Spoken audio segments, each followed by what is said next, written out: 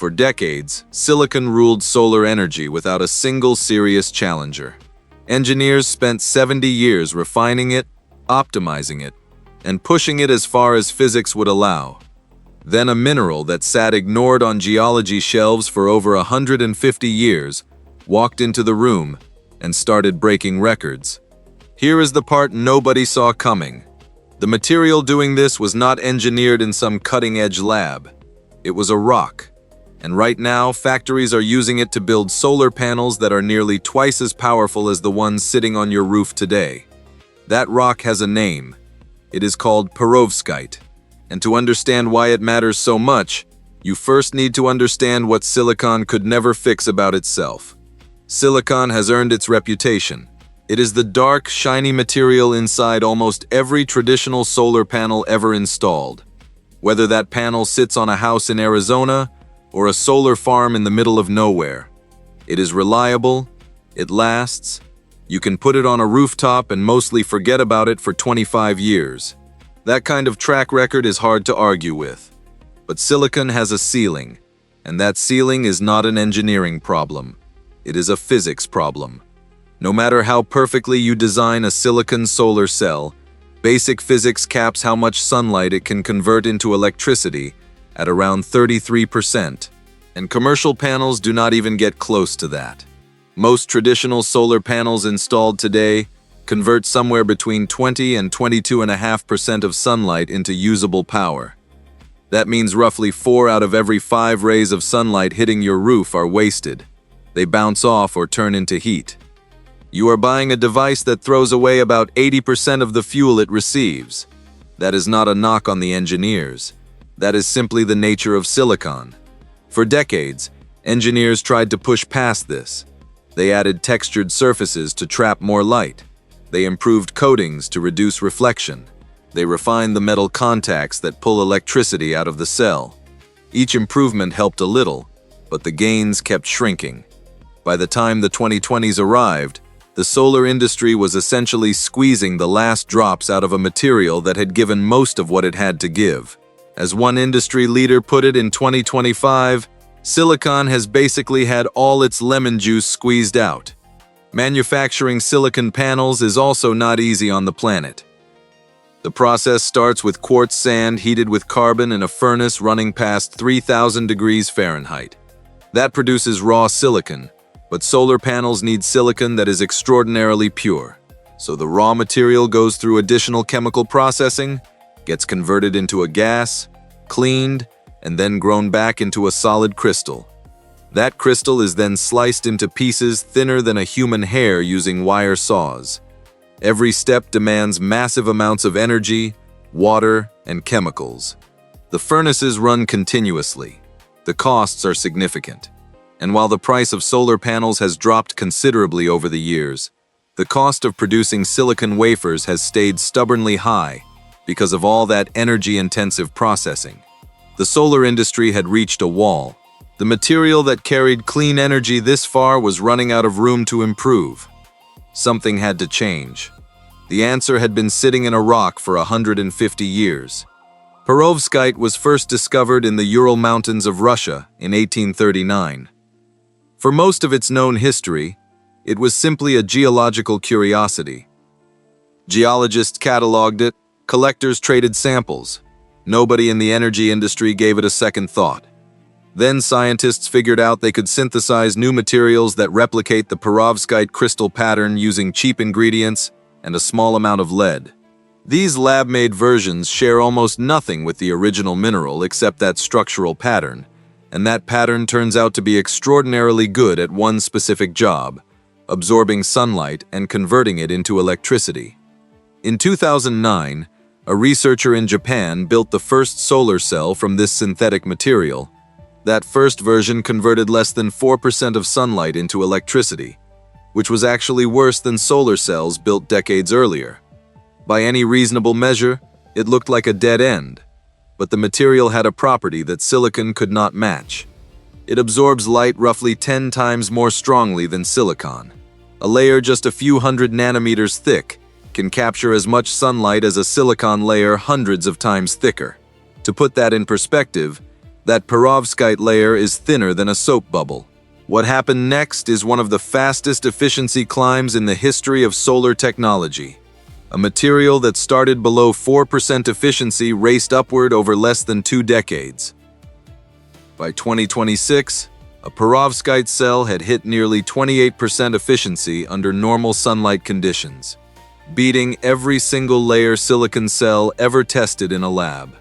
70 years of silicon refinement, matched and surpassed by a material that barely existed as a solar technology 15 years ago. China did not wait for the rest of the world to catch up. Companies there moved from lab results to industrial-scale production at a pace that surprised the industry.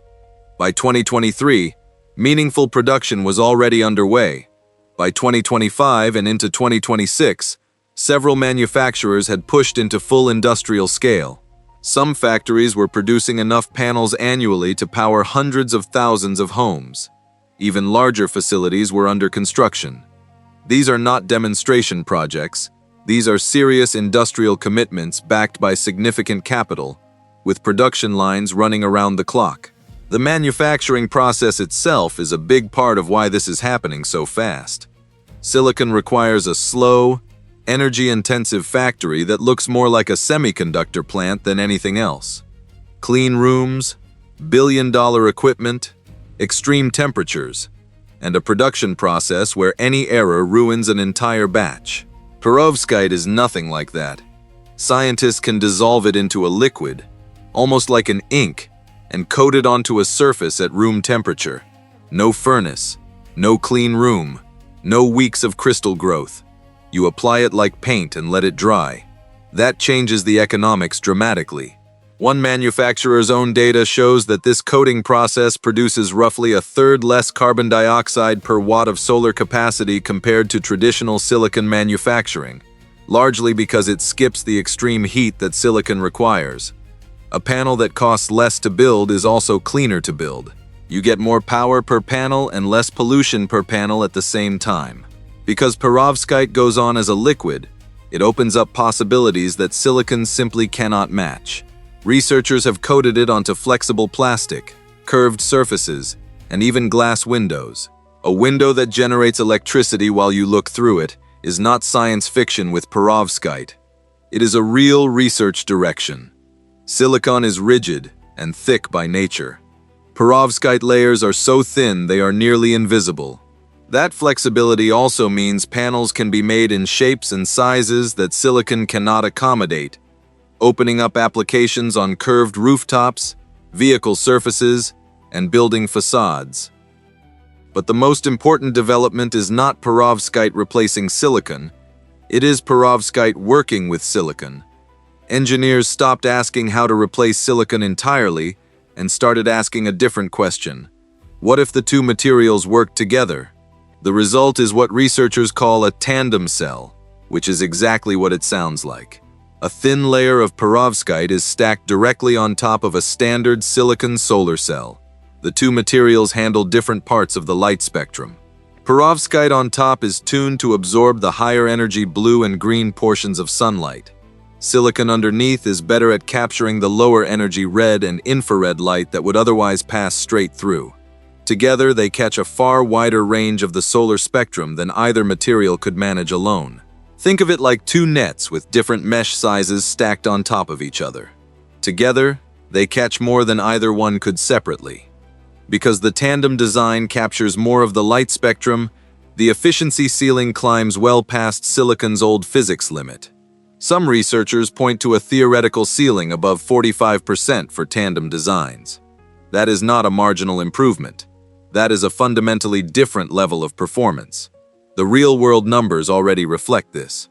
A tandem panel combining a perovskite layer with silicon underneath has already hit 29.2% efficiency, with power output approaching nearly double what a comparable traditional silicon panel produces. If your roof fits 20 panels today, switching to tandem panels could potentially double your electricity output without adding a single additional panel. Same roof space, same number of panels, dramatically more power. The manufacturing advantage matters here too. The silicon layer in a tandem panel is made exactly the same way it has always been made. The perovskite layer gets coated on top using the room temperature process. You are not replacing the silicon factory. You are adding a coating step at the end of the existing production line. That means the solar industry does not have to abandon 70 years of infrastructure, supply chains, and trained workforce.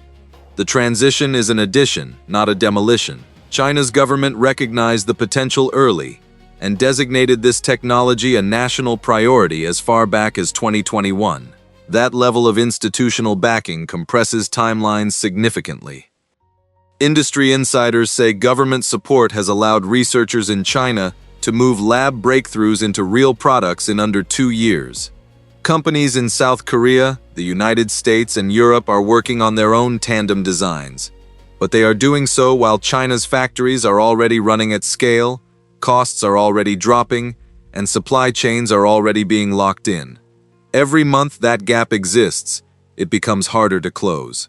The durability challenges that once made engineers dismiss perovskite as a lab curiosity are not fully solved, but they are being addressed. Early versions of the material broke down quickly when exposed to humidity, heat, and ultraviolet light, the exact conditions a rooftop panel faces every single day for decades. The lead content in the most efficient versions also raised concerns in markets with strict environmental regulations. Researchers are working on lead-free alternatives and adding protective layers to contain the material if a panel cracks.